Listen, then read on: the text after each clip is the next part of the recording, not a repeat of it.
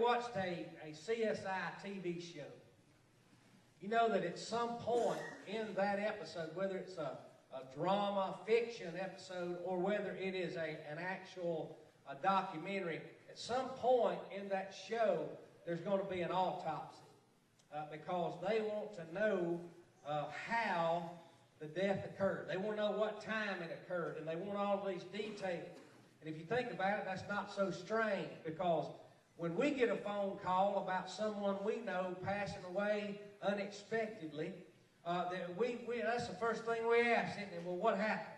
Or, how did this person die? What's going on? And so it's sort of our nature to do that. But wouldn't it be interesting today if we could perform an autopsy on a marriage and look at that and learn from that autopsy of what to do and what not to do and what to avoid and what we might need to strengthen and do and enable in order to enable better spiritual and emotional and mental health in our marriages. And that's what I want to deal with this morning is an autopsy, if you will, on a dead marriage. Now, according to a recent study, about 4% of all deaths are autopsies.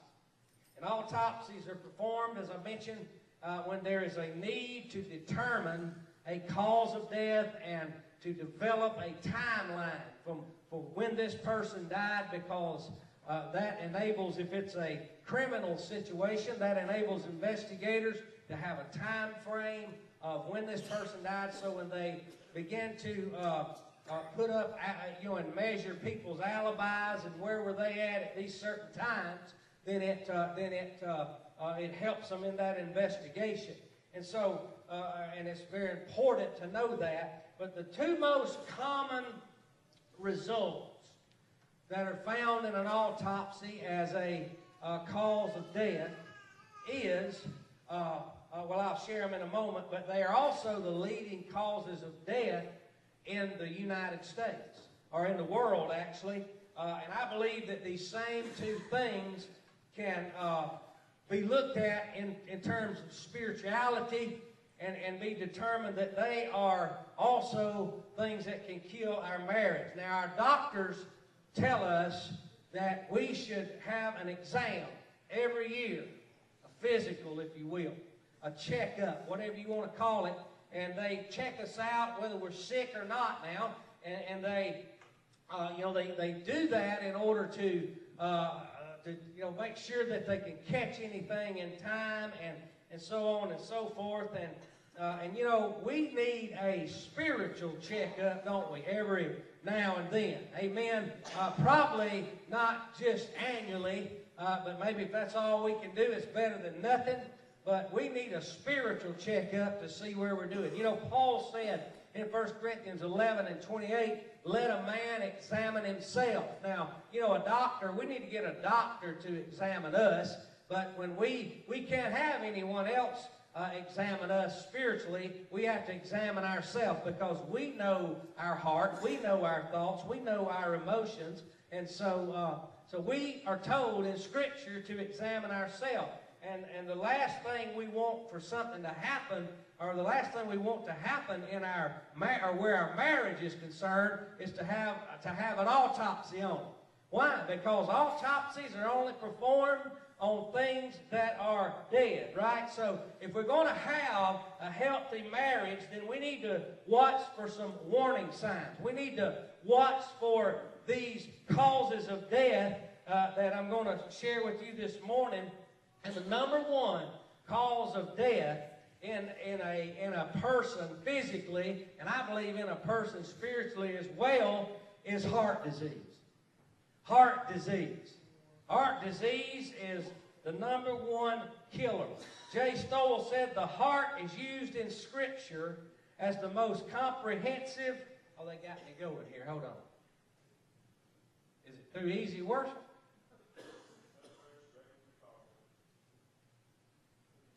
Clicker's not clicking. Just moved it on your screen. Yeah, you got something still off. Well, anyway, the heart, he said, is used in Scripture as the most comprehensive term for the authentic person. It is part of the being where we desire, deliberate, and decide, and it has been described as the place of conscious and decisive spiritual activity. The comprehensive term for a person as a whole is feelings, desires, passions, thought, understanding, and will, and the center of a person. It is the place to which God turns. Heart disease is the leading cause of death in the United States, and it has been in the top 5 since 1900. Over 300,000 Americans a year. Hallelujah. Well, it's quit on me again, y'all.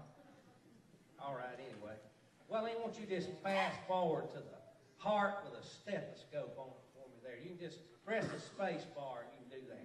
The heart disease, as I said, is the leading cause of death in the United States. Over 300,000 Americans die every year from heart diseases. Some of you in this room have dealt with that, open heart surgeries and things like that. My father had it a few years ago. But people who have that, they have heart disease, have that choice to make. They can either choose to have surgery that will most likely add several years to their lives, or they can choose not to have surgery and run the risk of having a heart attack that will, in many cases, be fatal. And individuals whose hearts are beyond repair have even been given hope, because over 2,000 heart transplants are performed in the United States every year. But on the other side of that, a sad note that thousands of people die still because there's no heart available. And so we might ask this question this morning: does God want us to have a new heart? And you better believe He does. He wants us to have a new heart for Him. He wants us to have a new heart in the relationship with our spouse. In Ezekiel 36 and verse 26, He said, I will give you a new heart. I will put a new spirit within you, and I will take the heart of stone out of your flesh and give you a heart of flesh. The Christian, or the Common English Version said He'll take away your stubborn heart and give you a new heart. I read a story about a man who bought a warehouse. Who was selling a warehouse. And and during the time that it was on the market, all these vandals came and they broke out the windows, and there was trash all in it and just a big mess. And as he was showing this building to a prospective buyer, he was like, now I'm going to fix these windows and straighten this mess and clean this garbage out of here and just straighten the place up, give it a coat of paint or whatever, and everything. Just hadn't had time. And the guy says, don't go to any trouble doing all of that. He said, I don't want the building. He said, all I want is the site. I'm not interested in the building at all. And it's the same way with us today. For us to try to renovate ourselves is the same thing as trying to renovate a building that somebody's scheduled for a wrecking ball. For us to renovate ourselves is like rearranging chairs on the Titanic.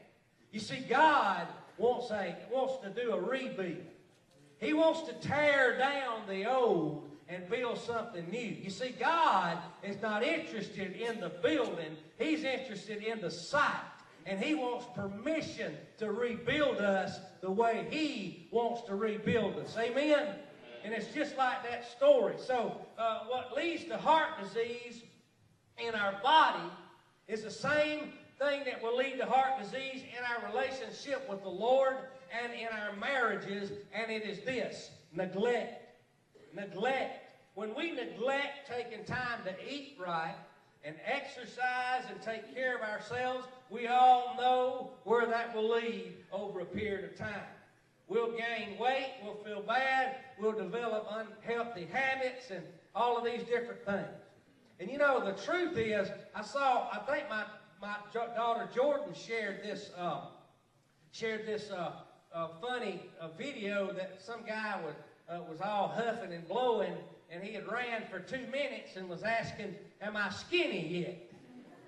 And that's a lot of us today. We want to do something for 2 minutes and think that it's going to fix everything, or, we're going to jog for 2 minutes. But no, it's over a period of time. It's a lifestyle of prayer, a lifestyle of reading God's Word. A lot of people just have something happen in their life, and all of a sudden they're going to get a Bible out. They hadn't had it out in 6 months, but now they're going to get their Bible out, or now they're wanting all of this prayer. Now they're wanting all of this intercession for them, and they hadn't sought God and hadn't prayed, hadn't read the Word. I remember one of my first pastors preaching one time, and he said, if you'll pray when the sun's out, it won't be so difficult when it's cloudy. Amen? If we learn how to reach God on a sunny day, then we won't have to stumble around with words when the storms of life come.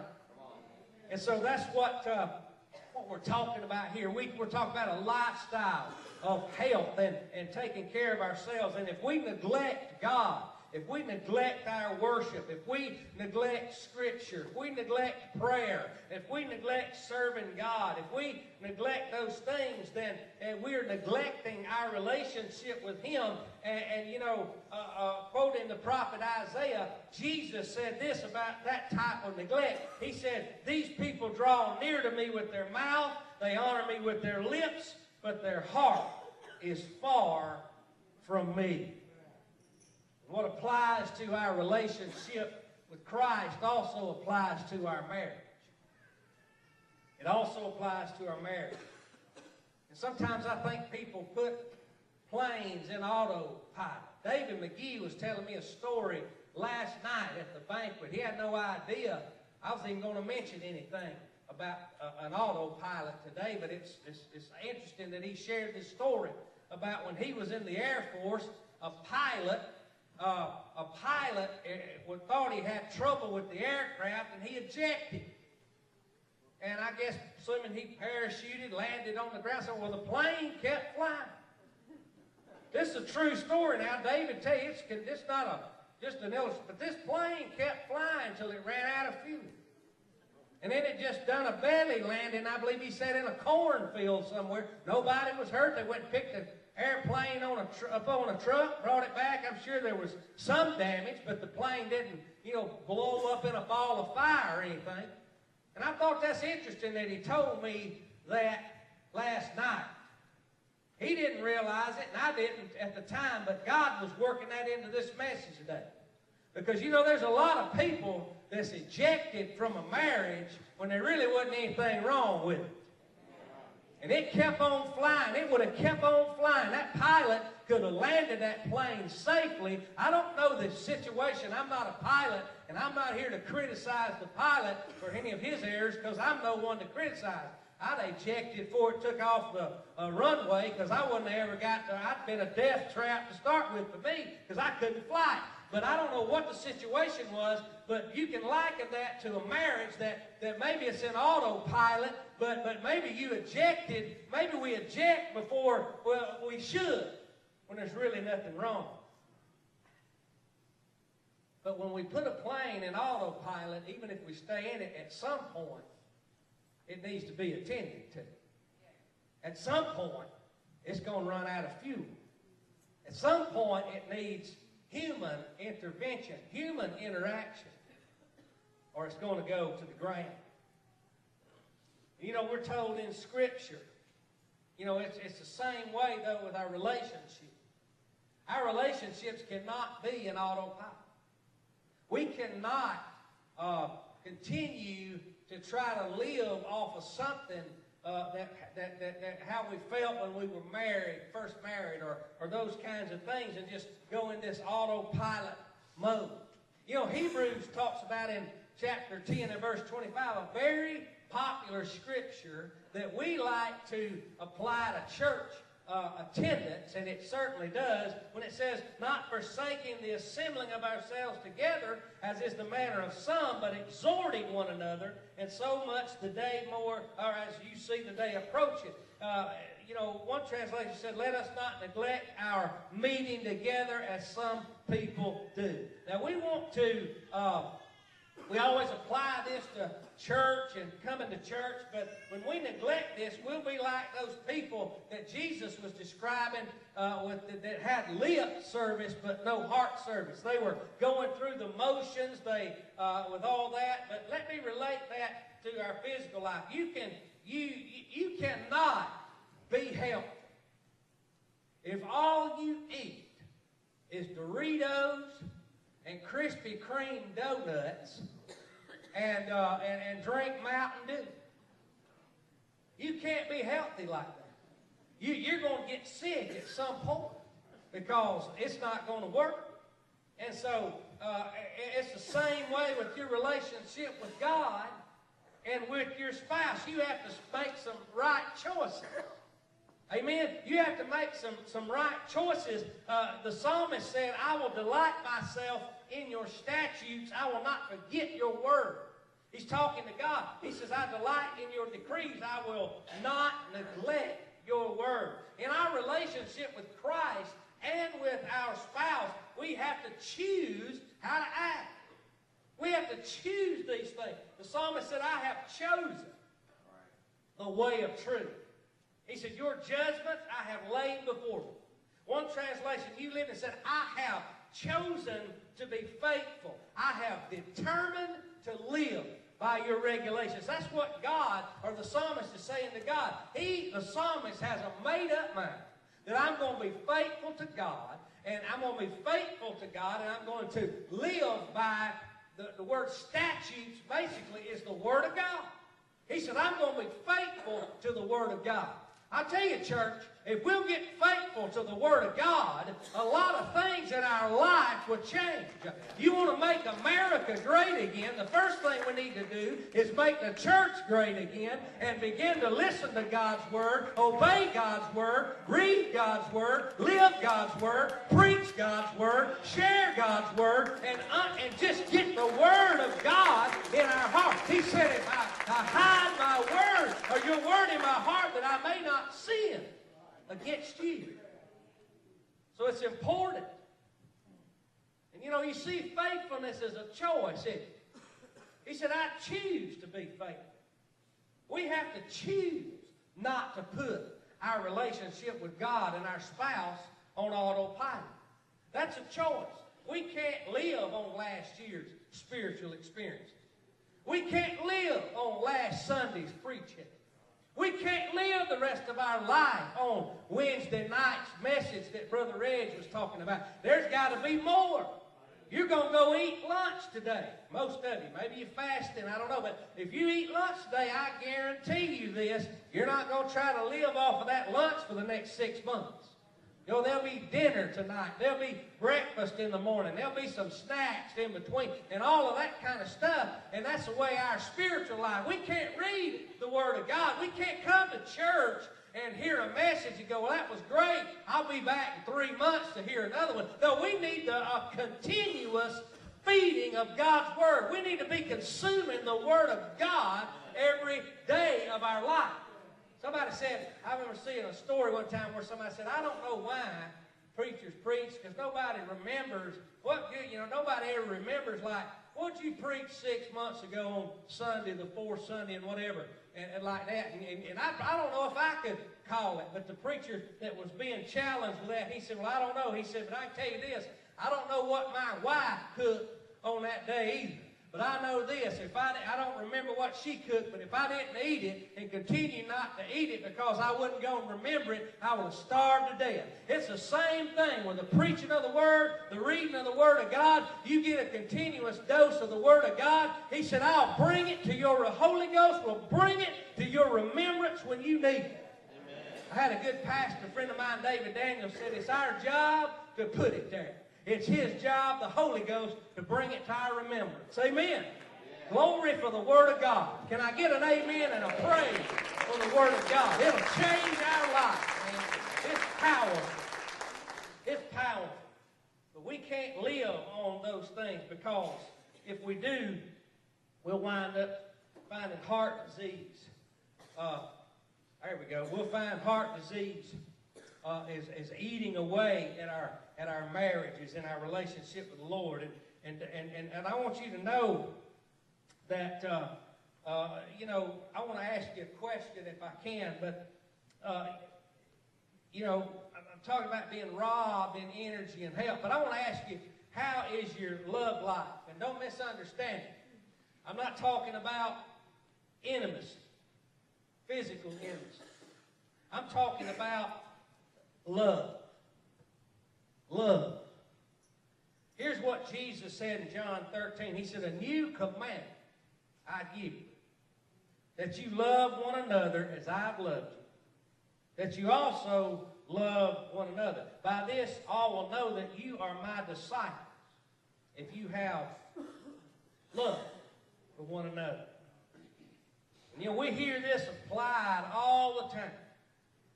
How we're supposed to treat a stranger in Walmart, and you know, the homeless guy that we're giving that bag to, and this and that. And that's true. It should be applied to that. But I think sometimes, if you're like me, I fall short. I'm good to go with that stranger, that homeless person. But you know, we get so comfortable sometimes with our own family. And let me just put it real. We know they'll put up with our junk. And we know, like, we abuse the intimacy of that relationship because we're like, oh, they ain't going nowhere. I'm just going to just, you know, I've been nice all day. Everybody, you know, cut me off in traffic. That's about the only person I got ill with today. Everybody else, you know, acting like a fool at work, and I was nice. Then I'm going to go home, and we're going to vent. And, you know, I've been super guilty. I mean, like, crucify me upside down, guilty of that in my life. It's like that old Andy Griffin show. I started playing a video, and I didn't think I'd use that clip, but it would have been good. But Andy is a marriage counselor. You can go watch it, but there's this couple. They're fighting. They're throwing dishes. They're doing all this crud. I mean, whole community's a mess because they just disturbing the peace and everything.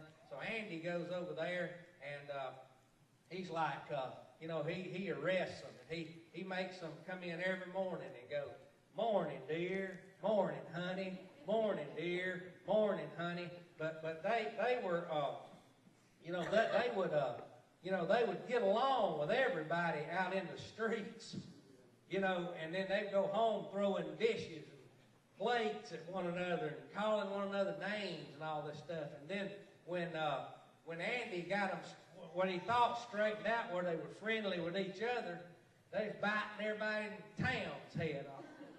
You know, they was loving each other, oh, honey, dear, and all this, and then somebody asked them a question, what are you doing?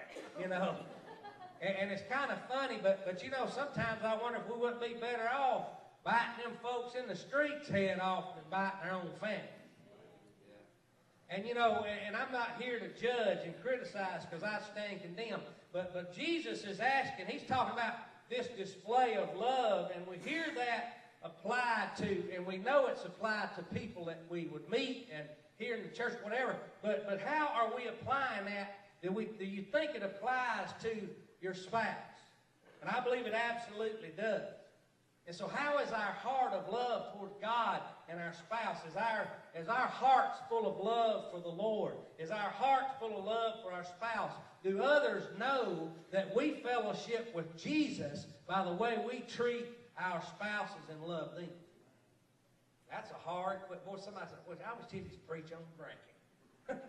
Can you just preach on dope, homosexuality? But this gets where we're living, doesn't it, folks? It gets in the front door, in the bathroom.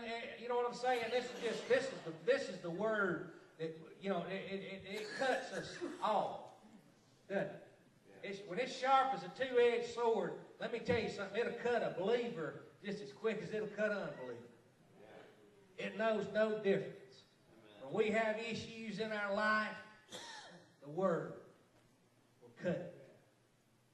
How is that going? In order to protect this relationship and love, we're going to have to follow some directions of the Scripture. You know, this Proverbs 4:23 says this, keep your heart with all diligence, for out of it spring the issues of life. You might got any issues. I guarantee you most of your issues probably started right here. It did. Think about it. I'm not, but just think about it. All kind of issues come up because our heart is linked in Scripture per se. We talk about my heart is heavy or my heart is sad or whatever. We're talking about pretty much our mind and our will and emotions, which is our soul. And so when we talk about our heart and the issues of life coming out of that, then a lot of our issues come out of our emotional situations. Do they not? How many of us just blew it because we got emotion? Or somebody wants to be a drama queen or whatever. You know what I'm saying?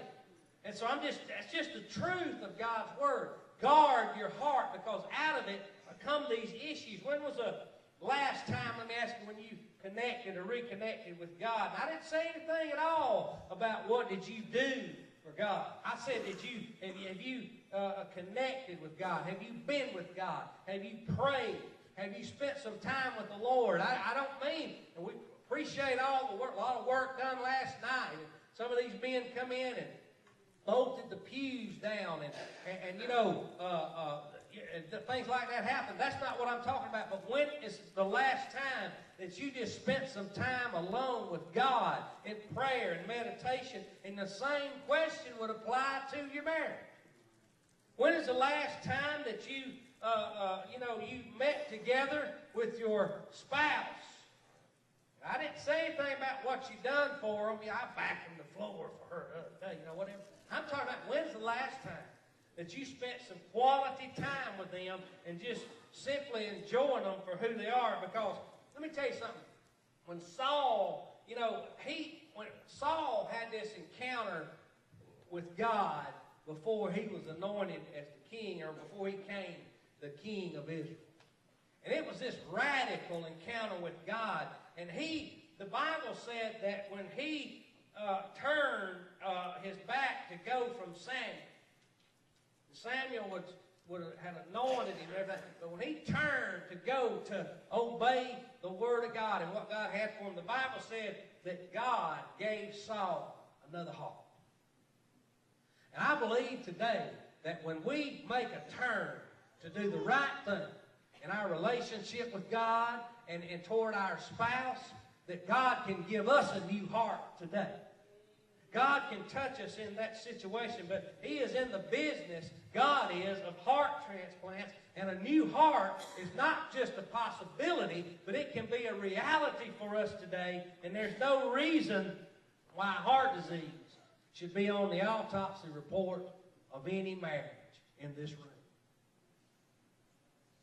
So number one, killer in marriages, physically as well, heart disease. You probably guessed what number two is. If we're going to have a healthy marriage, we're going to also have to watch for the signs of cancer. Chances are there's not one person in this room today that cancer hadn't affected your life in some way. You fought it yourself physically. You had a loved one who fought it. And they may have passed on. I've got family in here today that we all have experienced that. We've all of us in this room, we've got people now that are not in church that are here every Sunday because of cancer surgery this week. So it's affected every one of us in one way or another. But I want to tell you today the cancer that Christ followers need to watch out for in our lives as well as our marriages is sin. And whether we're willing to admit it or not, we all have a secret list of gross, repulsive sins, things like abortion, corporate corruption, and homosexuality, and physical and abuse, sexual abuse, murder, whatever it is. And we think as long as we're not doing these things, then we're pretty holy. But I want to tell you this morning, the problem is not what's on the list. It's what we leave off the list. Author Jerry Bridges calls these respectable sins. He actually wrote a book called Respectable Sins, and he mentions some of these things that we tolerate regularly, that we regularly turn our blind eye to. Things like discontentment, unthankfulness, pride, especially when we act holier than thou, lack of self-control in eating, drinking, finances, entertainment, and shopping, impatience and irritability, anger, resentment, bitterness, holding grudges, envy, jealousy, divisiveness, slander, and gossip. The altar will be open in a few minutes. I guarantee you one of those, if not more, hits your life. Let's just be real. Hit my life too. So it's not what we have on the list, it's what we leave off. And the truth is that in God's eyes, I know we hear this and people try to make light of a sin by saying all sin is in God's eyes and all that. But I mean, the truth is sin is sin. And in God's eyes, it's a problem. And I think sometimes we look at the level of effect that it has, and I'm going to be honest with you, I'd rather someone steal my tires off my car than to murder someone in my family. But both of those sins, either one in the eyes of God is sin. And so sometimes we make lighter of it because of the effect that it has, or the cause and effect. But God doesn't make light of any of these sins. God makes light of none of these sins, and they're sin in God's eyes, regardless of how we want to rationalize and talk about it or downplay it or name it something else. Somebody said, I don't sin, I make mistakes. Whatever. Yeah, whatever. But the truth is it's sin. And just like in the medical community, there's all these types of cancer. You just don't have, cancer anymore. They talk about the fast kind. They had the fast kind. And they had this kind, and it's the slow kind. That's the kind you want, or whatever. I mean, you don't want any of it, but if you got to have it, then you want the slow kind and all that. But and somebody with the professionalism could begin to talk about words as long as my arm to describe these types of cancer. But my point is there's different kinds of cancer. There's different types. But either way, if you leave it alone, then the prognosis is not going to be good. It's the same way with sin. Paul said the wages of sin is death. Sin pays off with death. That's the payday. Payday comes on Friday for sin, it's death. Physical at some point, but definitely spiritual death. I read a story about this preacher from Australia. And he had preached this message on a Sunday that we were in a church service. And man, he had really preached about sin. And after the service was over, one of the church officers, whatever, came and talked to the preacher. And they said, we really wish we wouldn't talk so much about sin. Because, some of our young people might hear this and it might encourage them to do it. We might call that today glorifying the devil or whatever. We talk about a testimony thing. But fellow said, these kids and people it may encourage them to do it. And so he's wanting him to kind of downplay how he was preaching on sin. And we might today think, well, don't preach on sin. You might offend somebody. You might make somebody mad. We hear, you know what I'm saying? There's a challenge every day that us preachers have to stand up and say, am I going to worry about people's feelings, or am I going to preach the truth? Now, me, I'm going to deal with the latter. But this guy was like, we would get that mentality today, like, we might offend people, we might hurt somebody's feelings, whatever. And that should never be the intention, let me say, of preaching a message. You're just trying to offend people. You're in the wrong spirit. But, so we get that, we challenge that. But this preacher was like, he looked over and he seen a bottle on there, and a bottle of poison. He picked it up, he showed it that man. He said, you see what that says right there? He said, it says strychnine. He turned that bottle around and he said, see there, it says poison on this bottle.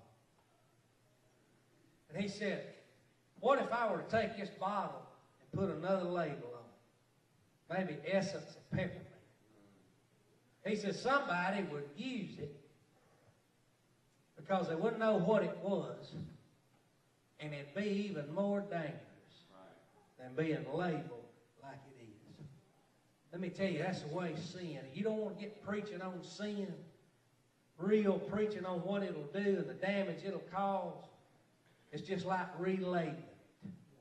And it's more dangerous with the wrong label on it than when we tell it like it is, and how it'll hurt you and destroy you.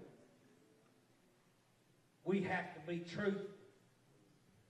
You see, when we treat cancer like it's not a big deal, or we try to relabel it, or we refuse to deal with it, it'll kill us. And it's the same way with sin in a marriage or in any relationship for that matter. The milder we try to make it.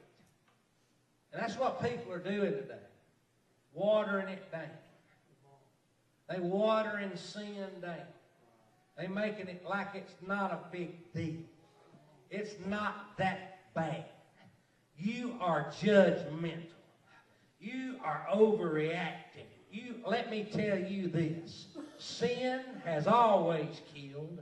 It will continue to kill. It will never be any different. You can water it down. You can try to polish it up. You can try to give it a new name. But strychnine is still in what's in that bottle.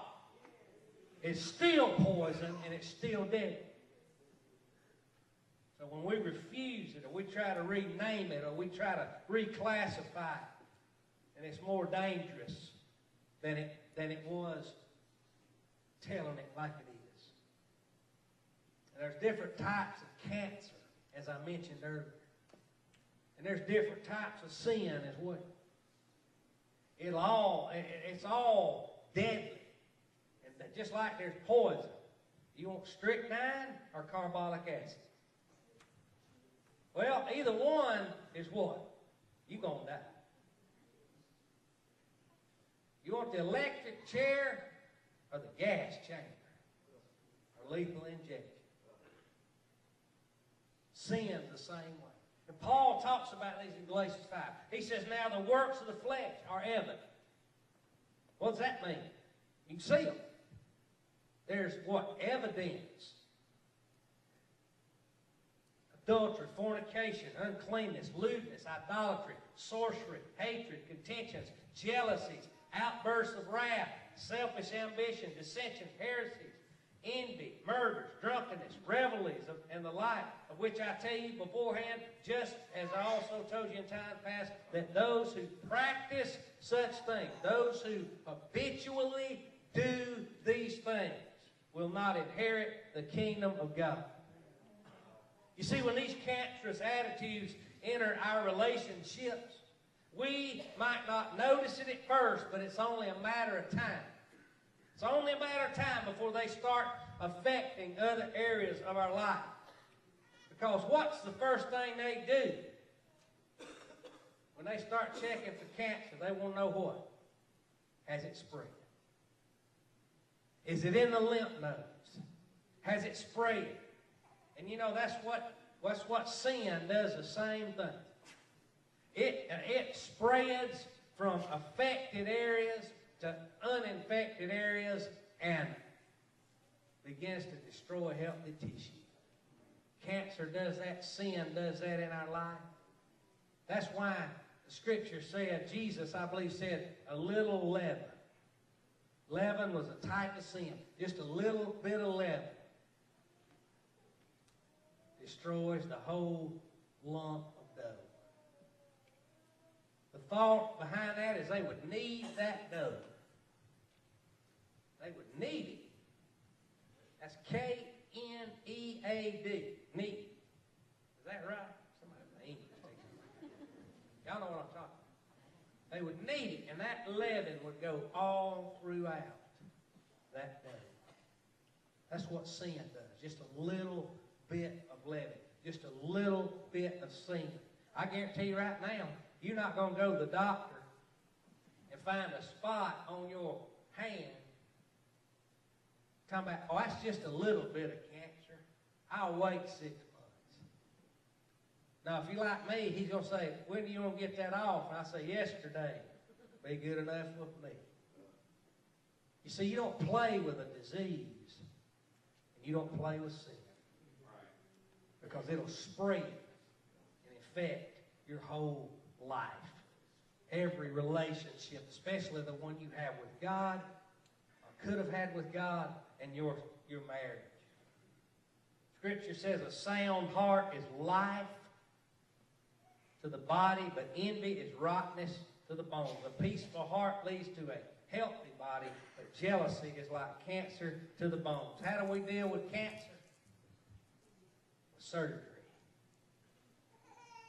Same way we would try to get it out early, as quick as we can, we operate. Here's how Jesus says to operate on sin. In Mark chapter 9, verse 43, he said, if your hand causes you to sin, cut it off. It's better for you to enter into life maimed rather than having 2 hands to go to hell, into the fire that shall never be quenched. The takeaway from this is simple. And it's not talking about self-mutilation. But we can all, today, choose to make a decision and then act upon that decision. But sometimes there has to be radical action. And Jesus is saying that if there's something in our lives, there's some sin in our lives that needs to be cut out, then we need to radically amputate it today. We need to do it immediately. And if you think about surgery, surgery is not normal. It's not normal. But aren't we glad that it exists when we absolutely need it? Because we are, because it saves our life. There's this couple that on their first visit to the marriage counselor, they were, they had a troubled relationship, and so the counselor was trying to help them focus on their flaws, on their own flaws, looking at themselves. And so he asked each of them, husband and wife, he said, what have you done personally that you think has contributed to the problems in this marriage? And the lady was like, well, for me, it was getting angry and being prideful and growing impatient, maybe showing some jealousy at times. So he looked over to the husband, and the husband said, for me, it was marrying her. You see, he was unwilling to address his own negative contributions, if you will, to the marriage. See, he made it all about her. He deflected the question to her. It's all about her. And a lot of times we're like that. If they'd just straighten out. But let me tell you something. The best way to work on a marriage is to work on yourself first. The best way to do it is to work on yourself first. And if there's a cancer growing in you or a cancer growing in your marriage, cut it out. Here's a verse I believe that would sum up what every married couple is looking for. Let each of you love his wife as himself. And let the wife see that she respects her husband. Ephesians 5:33. Every man wants to be respected. I've never met a man that didn't want to be respected, that was normal, whatever normal is. You know, most men, I mean, somebody can have a mental illness, not, you know what I mean, not care, whatever. But I'm just saying, every man I've ever met would want to be respected. You start disrespecting men, you're going to have a problem. If you another man, if you a woman, if you a child, if you a dog, you disrespect a man, it's probably the most offensive thing. Men want to be respected. And on the other hand, women want to be loved. And so what happens when husbands, you know, when wives may be disrespectful, then husbands don't show love, and then it's just a downward spiral. Just keeps going. The more lack of love men show, the more disrespect women show. And it just keeps going on for a downward spiral. Men acting unloving, women acting disrespectful, and all it is just like a cancer that you never deal with. You just keep it going, and it keeps going, and it keeps growing, and every bit it grows, it destroys. The cancer cells in the marriage, if you will, continue to multiply. And you say, well, how do you stop it? How can we stop such a thing? Well, somebody has to do something counterintuitive. What's that mean? That means doing something opposite of what you feel like doing. What you don't feel like doing. I can tell you this, I would not be comfortable, and you wouldn't either. To go, if I had a surgery in the morning, I'm not comfortable with that. I'm not out going to have cake tonight. Says, congratulations on your surgery in the morning. No, we don't look forward to that. We're not comfortable with that. We would rather not do it, but we submit to it if we know that it's going to help. If we know that's going to make a difference and save our life or give us some means of a better quality of living, we'll submit to the surgery. I want to ask you today, are you willing to submit to the great physician? Are you willing to submit your life and your marriage and get out of your comfort zone and take any necessary steps to remove tumors from your life or your relationship? That sounds all dramatic, but let me get practical here. When is the last time you said something like this to your spouse? Honey, I'm sorry for the way I treated you and how I spoke to you or acted toward you. Or I'm sorry that I was disrespectful to you. I'm sorry if I spoke to you or treated you in a way that was unloving and hateful. Will you please forgive me? If your spouse sincerely and humbly comes to you in that manner, what should your response be? Well, the Scripture says in Colossians 3 and 13, it talks about bearing with one another. Bearing with one another and forgiving one another. Boy, we know what it's like to bear with one another. If you marry, you know all about some bearing with somebody. Come on now, you know all about it. But we also know what it means to forgive one another.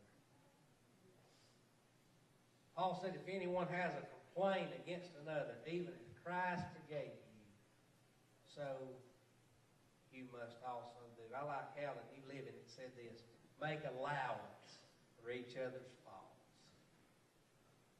Make allowance for each other's faults and forgive anyone who offends you. Oh, what a powerful word. Make allowance. What is he saying? He's saying allow for the fact that your spouse is not perfect. You've got to understand that. My wife, believe me, understands. there's, there's 5 bags of trash sitting by the back door, and I didn't want to, we've got a big can outside that I was going to bring them and throw them in the dumpster later, but I thought, sure as I start doing this, I'll spill, something on my clothes and have to deal with all of that, so I'm going to get that. But we're human beings. Anyone's not human, raise your hand. We'll start an X-Files show or something like that. We're all human. We all have faults. God's Word says, make allowance for those. Understand those. And forgive one another. This is big for me right here. This, don't let go. Don't give up. And I don't know about you, but when it's all over, and when it's at the end of the journey, kids are grown and gone and married themselves or whatever, it's just me and Christy. When they look back on our relationship, when they look at, and I haven't been a perfect husband, and I doubt any of us have, but I hope that my children and their spouses can look to our relationship and get some good out of it. Out of what, some examples. There may be some bad that they need to learn from as well. But I hope that they can look back at our relationship and when they do, if they were to autopsy my marriage, that they would find that there was something good in the marriage. What if they were to autopsy your marriage today? Would they find something good, or would it be, envy and jealousy and bitterness and unforgiveness and all of these things? There was this criminal pathologist, and I'm about to close. But he said this. He said when a 113-year-old woman winds up on the autopsy table or in the pathology lab, he said the question shouldn't be so much is, why did she die? But how did she manage to live so long? And, the application to that, to marriage would be, as I mentioned the other week, maybe last week, is that when we encounter a marriage that's alive and vibrant after 10, 20, 30, 40, 50 years and beyond, then maybe we ought to ask those people, what do you do to get this right? What did you do? Autopsy their marriage, if you will. What did you do to for your marriage to last this long? And a lot of times we cop out, we're like, oh, well, they're just different, and, my situation's different, and that's a whole nother generation, and that's a bunch of malarkey, man. I told you last week, some of these people you're trying to lump into that category, man, they went through the Great Depression. They know what some hard times are. They done more than, I missed a car payment. Some of them sent their children to school with nothing but a butter biscuit. They've been through some stuff. So don't discredit and say, well, it's more difficult in this day and time, and I'm a millennial and blah, blah, blah, and this and that. No, there's no excuse. There's no excuse. There's been difficult times in every generation. So you have no excuse to be letting go and giving up. None whatsoever. So I hope that we can realize we've learned from people around us so that heart disease and cancer won't be on our marriage autopsy report. I want to tell you this, and I'm going to pray. There's something we can all do right now in our relationships. If you're here today, you've never accepted Christ, that's the very first step you need to take to have a better relationship. Your relationship with God and the help of that is more important than anything. And next is your relationship with your spouse. And wherever you are in the grand scheme of things spiritual, God can make a difference in your life today if you'll open your heart to Jesus. He can make a difference in your relationship, your marriage today, if you'll let Him do it. But it's just like that story I told a while ago. God doesn't want to build it. He wants the site and permission to build. If you'll do that today, the Lord will touch your life. He will touch your marriage. I want to open these altars today. If there's anybody here that needs to make things right with the Lord, or strengthen something that remains, or that may want to come and just pray with your spouse, I want you to come. Be obedient and ask God to bless your marriage, your family. Father, I come before you today in the name of Jesus. And I pray, God, that your hand would be upon each person today and each relationship today. You know the depth of needs today in each person's life. You know the struggles, the strains, the trials, the tribulations. God, we just give this to you today, that you might just bless each one, each marriage. I pray for someone today that may have never met Jesus. Maybe they've strayed away in their walk with the Lord. I pray, God, that you would help them today. Let seeds be planted today in their heart, God. Let lives be changed through this worship today and this prayer in Jesus' name.